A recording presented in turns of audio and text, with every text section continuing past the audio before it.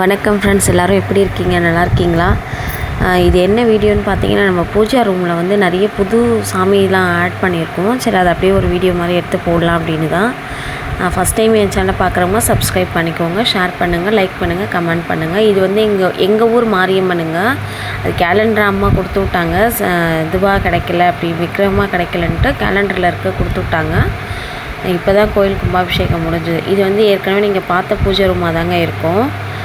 அதில் என்னென்ன ஆட் பண்ணியிருக்காங்க அப்படின்றத மட்டும் சொல்கிறேன். ஆஸ் யூஷுவல் நீங்கள் பார்த்த மாதிரி தான் அங்கங்கே வச்சுருந்தோம். ஒரு சில ஆல்ட்ரனேஷன் மட்டும் பண்ணியிருக்கோம். இது வந்து ஏற்கனவே பார்த்த மாதிரி இந்த ஃபோட்டோஸு, அந்த சிலைங்க இதெல்லாம் வந்து இந்த சைடில் இருக்கும்.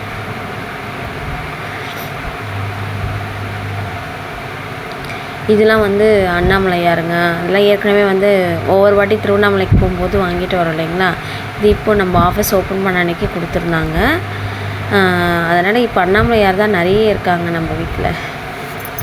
பாருங்கள் எத்தனை அண்ணாமலையார் இருக்குது. ஒவ்வொரு வாட்டி திருவண்ணாமலைக்கு போகும்போதும் ஒவ்வொன்றும் வாங்கிட்டு வரோமா, அதனால் நிறைய சேர்ந்துருச்சு. இப்போ வாங்க, நான் எந்தெந்த சாமி புதுசாக ஆட் ஆகிருக்கு அப்படின்றத நான் சொல்கிறேன். ஏற்கனவே சாய்பாபா இருந்திருப்பார், பார்த்துருப்பீங்க. இப்போ பார்த்தீங்கன்னா முருகர் பாருங்கள். இந்த முருகர் வந்து இப்போ புதுசாக ஆட் பண்ணியிருக்காங்க. இந்த முருகர் ஏற்கனவே இருந்தது தாங்க, இதுவும் புதுசாக ஆட் பண்ணது தான். இது வந்து காசியில் இருக்கிற ஃபோட்டோஸ். இது வந்து 3D எஃபெக்டில் 3D இந்த ஷேட் இருக்கும். ஒன்று பார்த்தீங்கன்னா 1 + இன்னொன்று 2ஆக தெரியும். 2 சாமி இருக்கிற மாதிரி இருக்கும். அது இப்போ தான் ஒட்டியிருக்கோம். அதுக்கப்புறம் பார்த்தீங்கன்னா சாய்பாபா. அதுக்கப்புறம் பார்த்தீங்கன்னா புதுசாக இந்த அன்னபூர்ணி அம்மா வந்திருக்காங்க.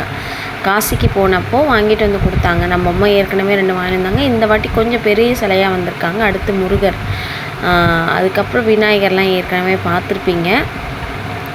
இந்த சாமி ஏற்கனவே நம்மக்கிட்ட இருந்த சாமி தாங்க. எப்போவுமே நம்ம வீட்டில் 3 விளக்கு எரியும். அதுக்கப்புறம் புதுசாக வந்தவர் பார்த்திங்கன்னா அருணாச்சலேஸ்வரர், நம்ம அண்ணாமலையார் தாங்க. அவரும் நந்தியும் சேர்ந்தாப்பில் வந்திருக்காங்க. தனித்தனியாக வாங்கிட்டு வந்து தான் வச்சாங்க.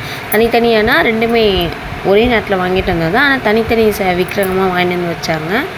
ஏற்கனவே இங்கே இருக்கிறவர் வந்து அந்த சாம்பிராணி போடுற அருணாச்சலேஸ்வரருங்க. இந்த வாட்டி பார்த்தீங்கன்னா இந்த சாமி எல்லாமே வந்து ரொம்ப அழகாக இருந்துச்சு. ஆனால் முருகர் சாமி வந்து பார்த்தீங்கன்னா இது ஆல்ரெடி இருக்கிற சந்தனக்கிழங்கு தானே, இங்கே பார்த்துருப்பீங்க. ஆக்சுவலாக ஒரு வழக்கு தான் அது மாற்றிருந்தோம்.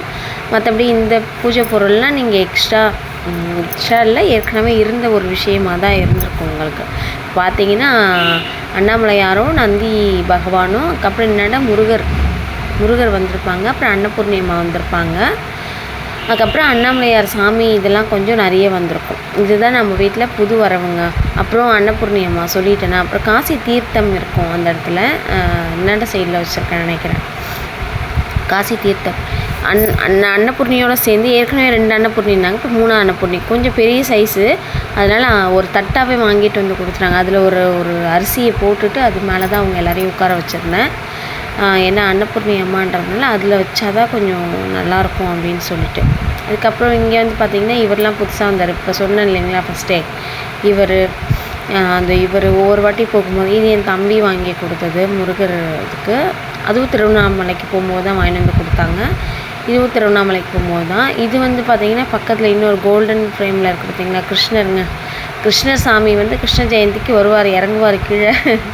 திருப்பி என்ன பண்ணுவோம், அந்த பேக்கிங்கை பிரிச்சுட்டு அலங்காரம்லாம் பண்ணிவிட்டு திருப்பி எடுத்து அதே மாதிரி பேக் பண்ணி வச்சிடணும்.